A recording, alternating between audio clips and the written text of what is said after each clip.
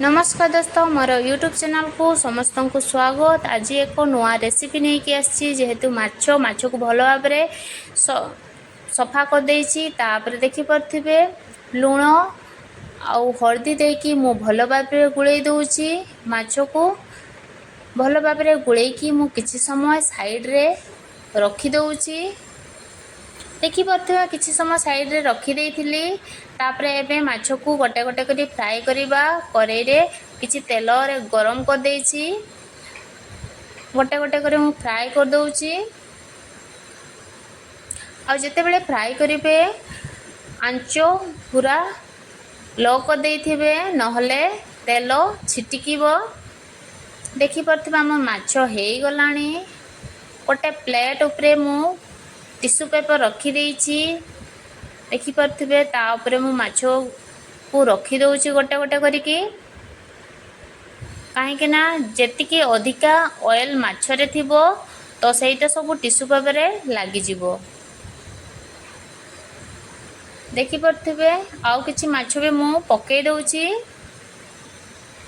जेते पर्यंत माछ भाजी होउतबो सेई भितरे आमे मसाला रो प्रस्तुत करिबा। किछि चारिटा बड़ बड़ रसुण नेछि आउ दीटा प्याज गोटे टमाटो आउ अदा टिके नहीं देछि। याको भलो भाबरे छोटे छोटे करी काटी देली। एबे सब फ्राई करिबा। प्रथम रसुण अदा आउ प्याज को फ्राई कर देबा। जते बेले ब्राउन कलर हे जिवो आमे पके देबा टमाटो को। काहे कि ना आगरे पकेइबेनी नहले प्याज और रसुण रो जो कंचा बासना थिबो सेटा रही जिवो। जे पर्यंत टमाटो सॉफ्ट हेनी सेते पर्यंत को भाजीबा। भाजिकी गोटे प्लेट रे काढ़ी की रखी देबा। सेते पर्यंत याको भाजीबा पई छाड़ देबा जेते पर्यंत सॉफ्ट हेनी टमाटो। से भितरे हमर जो साइड रे माछ को भाजुची सेया को हमें काढ़ी की रखी देबा। सही भितरे देखि पतो बहुत गुडे माछ भी फ्राई करिकी रखी देलेनी।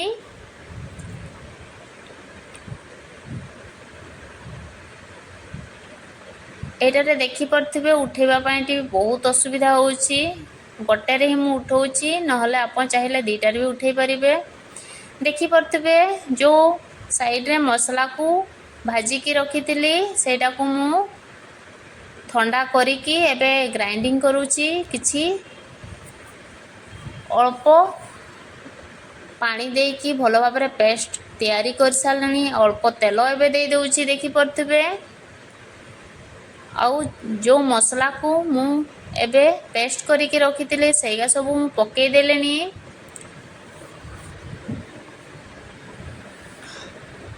एबे भलो भाबरे मसला को कसिवा पई छाड़ी देबा। काहे कि मसला जे पर्यंत कसी होउची सेई भितरे आमे हळदी गुंड टिके देई देली। आउ जीरा गुंड टिके आउ किछि धनिया गुंड भी मध्य देई दउची। देकी भलो भाबरे आमे खुसनी माध्यम रे घांटी देबा। देखि परथिबे मु ए पर्यंत भी पानी देइनी। पानी देबेनी जो मसला रो पानी अंश जो थाए सेटा जे पर्यंत सुखी न जाईची से पर्यंत पानी देबे नाही। किछि समय ढंके की छाड़ देबा। देखि परथिबे तापरे मु देई दउची जहा कि फिश मसला। एटा ने देबा निहाती जरूरी। काहे कि ना तारो टेस्ट टिके आउरी भलो भाबरे आसे। माछर तरकारी बहुत टेस्टी लागे। तो एबे मु देई दउची अल्प टिके पानी देकी मु मसला को कसी दउची।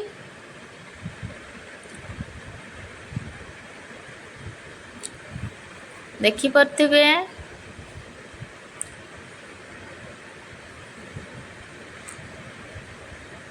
एबे किछि समय मसला को कसिबा पई छाड़ी देबा। छेते पर्यंत वेट करिबा। ता आगुरु मु टिके लुण ए पर्यंत देइनी तो टिके लुण देई देउची ହାଲକା ଟିକେ ଖାଲି ଦେଇ ଦେଉଛି କାହିଁକି ନା ପରେ ଆହୁରି ଥରେ ଦେବା। ତ ତୁମେ ଚାହିଁଲେ ପରେ ବି ଲୁଣ ଦେଇପାରିବ, କିନ୍ତୁ ମୁଁ ଟିକେ ଆଗରୁ ହିଁ ଦେଇଦିଏ, ଟିକେ ମସଲା କଷିବା ବେଳେ ଟିକେ ଦିଏ ଆଉ ପରେ ବି ଦିଏ।